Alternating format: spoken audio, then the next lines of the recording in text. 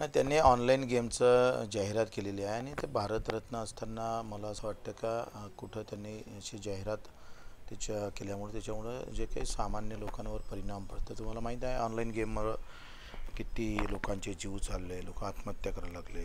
Even पोरानंच मायचा पण खून केला, असे पण कित्येक प्रकरण आपण घडताना दिसतं. आणि त्याच्यामुळं भारतरत्न असल्यामुळं तेंडुलकरांनी त्यांच्या ह्या बाबतीत जर जाहिरात ज्यांनी केलेली आहे ती त्यांनी लगेच मागं घ्यावं आणि उलट त्यांनी ऑनलाईन गेमच्या विरोधात वक्तव्य करावं, त्याचा विरोध करावा, असं आमचं मत आहे. व्यक्तिगत त्यांनी काय करावं होतं त्यांचा प्रश्न आहे, पण आमचं स्वाभाविक आहे का ते निवड तेंडुलकर नाही आहे. त्यांच्याबद्दल आम्हाला प्रचंड आदर पण आहे.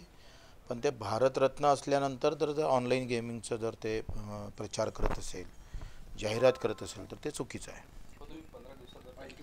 आम्ही आता त्यांना एक वेळ दिला जाईल.